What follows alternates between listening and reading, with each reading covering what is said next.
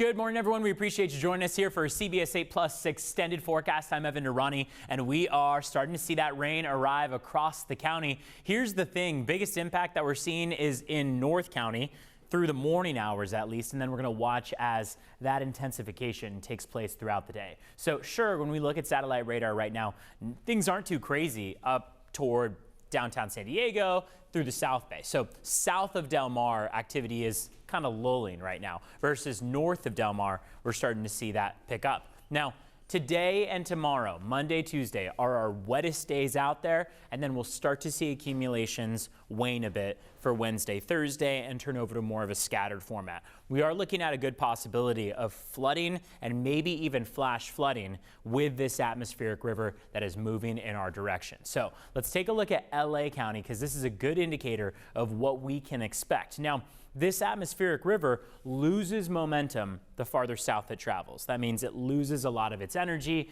We're not going to see nearly as intensive accumulations, but it's a good indicator nonetheless of how intense this storm is. Woodland Hills and Bel Air, over 9 inches of accumulating rain. That is impressive stuff. You head to Agora, 7.5 inches almost. Beverly Hills, over 6 inches. Calabasas, over 6 inches as well. All that from the National Weather Service. 2-day total, so 48 hours from about early Saturday through early Monday was the stretch. So in some cases, LA picked up on more accumulating rain on Sunday, really Saturday and Sunday, than they had seen in a whole month, and more than they're used to seeing in the entire month of February. So when we pick up on month totals of rain in 24 hours, it elevates our flood risk significantly, all associated with this narrow stretch of atmospheric river activity. The reason why we call it a Pineapple Express is because previously you could see how it was all feeding in from the Hawaii area. But basically, we have a trough of low pressure right off of our coast. That trough of low pressure has a fire hose to tap into of moisture. This is all just saturated air in the atmosphere. So atmospheric moisture is what we're looking at. And that essentially just propels that rain onshore thanks to that trough of low pressure. It's that counterclockwise movement that's just constantly pulling in and dragging in a ton of moisture. So when we look at our rain chances, we're going to see it start to dwindle closer to the end of the week. You can see how when we talk about our daily accumulations, those are going to be heaviest today and tomorrow, and then start to get lighter Wednesday, Thursday, Friday. If you already have your sights set on Super Bowl Sunday, congratulations. You're looking at a mainly dry weekend. So by Saturday and Sunday, our chance of wet weather is going to be significantly lower than what we see for today and tomorrow. We are essentially at a 99.9% certainty that we will see more rain throughout the day today. All right, I want to take you to the rainfall forecast models, how we see this activity progressing throughout the rest of the day and the rest of the week. So from 9 a.m. through about the noon hour, we're going to start to see activity pick up, especially the farther north you are. So yellow and orange indicating areas of moderate to heavy rain continuing to trudge south. So activity in areas that haven't seen much so far this morning, that's going to be picking up. We'll push all the way through about 6 p.m. This is the evening commute. You saw how a lot of that rain is going to come down between about 10 a.m. and 1 p.m. or so, and then we're going to kind of see it pull back a bit. So 6 p.m. is really not all that wet in terms of rain still coming down. We're mainly going to be seeing it wane a bit in that stretch. So it's going to start to kind of taper off in terms of the necessity for the windshield wipers. Now keep in mind, you're still going to have plenty of pooling and ponding on the roads. So it's still going to be a requirement that you practice defensive driving out there, take it a bit slower. But we're going to watch as that activity picks up once again into early Tuesday morning. Good news for us is this is from Monday into Tuesday. So not a lot of people are going to be out and about Tuesday at 1 a.m., Tuesday at 2 a.m. It is in particular going to be the morning commute time from 4 a.m. onward, where we really start to see a lot of wet roads out there, and we'll still be watching as that activity remains somewhat significant.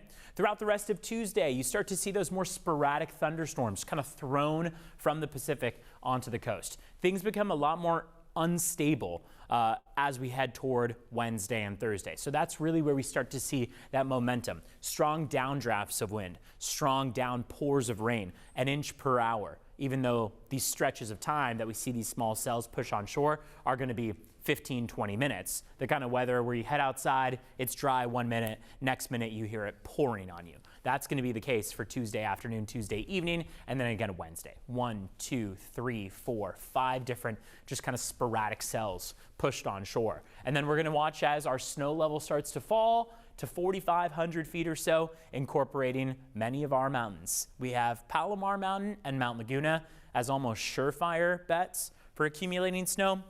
Question marks are going to be Julian, perhaps, Pine Valley, perhaps. So we'll watch to see how low that snow level gets. But here's Wednesday overnight into the day on Wednesday, and we're still watching those showers push on shore with a good amount of strength through Thursday. Let's time out day to day how much rain we're expecting. Between now and 10:30 p.m., so early Monday to late Monday, we're anticipating about 1 to 2 inches in many spots. 1.2 inches for Oceanside, 2.2 for Escondido, 2.3 for San Diego. This is a lot of rain in a short period of time. Still not an indication that we'll see what we saw 2 weeks ago. That's on everyone's mind, whether or not we'll see that type of catastrophic flooding. The question always comes down to what is our rainfall rate.